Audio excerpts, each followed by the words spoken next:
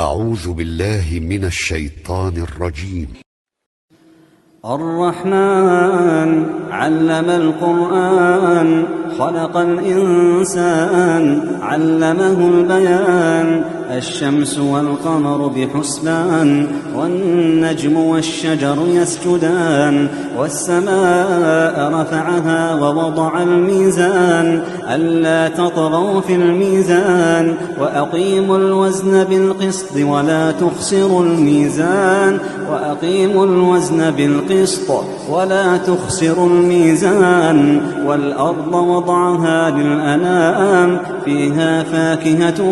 والنخل ذات الأكمام والحب ذو العصف والريحان فبأي آلاء ربكما تكذبان فبأي آلاء ربكما تكذبان خلق الإنسان من صلصال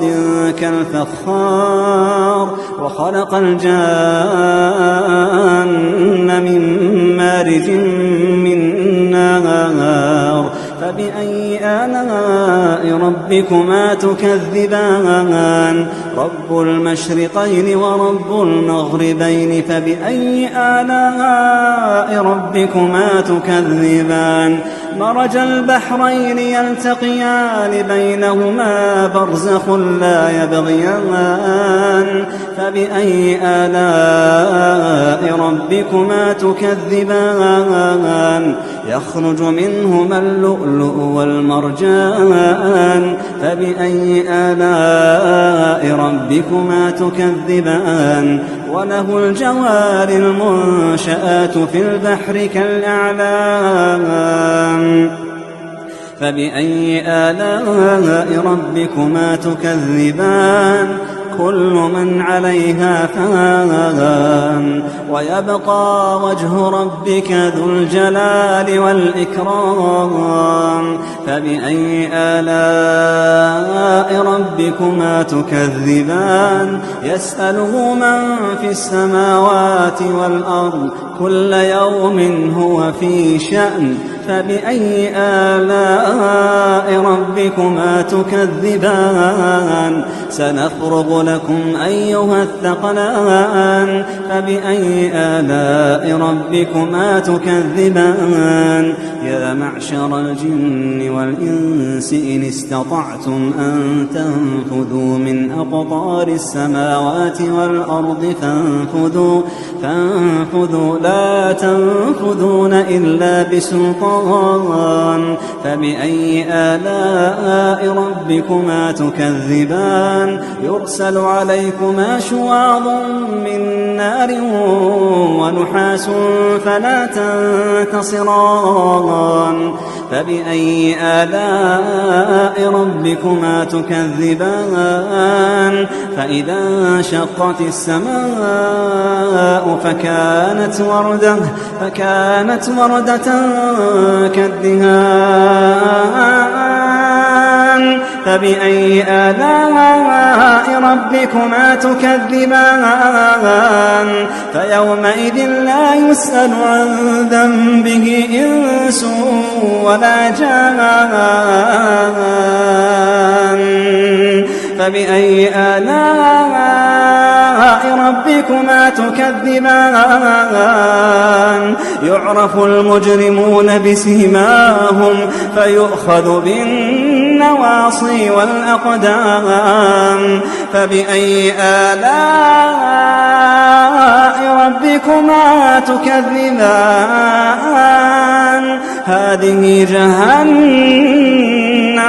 هذه جهنم التي يكذب بها المجرمون يطوفون بينها وبين حميم آن فبأي آلاء ربكما تكذبان ولمن خاف مقام ربه جنتان فبأي آلاء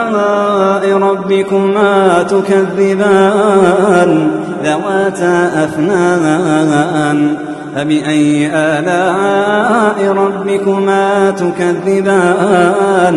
فيهما عينان تجريان فبأي آلاء ربكما تكذبان فيهما من كل فاكهة زوجان فبأي آلاء ربكما تكذبان متكئين على فرش بطائنها من استبرق وجنى الجنتين دان فبأي آلاء ربكما تكذبان فيهن قاصرات الطرف لم يطمثهن إنس قبلهم ولا جان فبأي آلاء ربكما تكذبان كأنهن الياقوت والمرجان فبأي آلاء ربكما تكذبان هل جزاء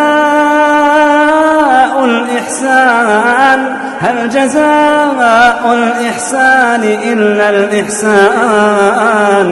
فبأي آلاء ربكما تكذبان ومن دونهما جنتان فبأي آلاء ربكما تكذبان مدهامتان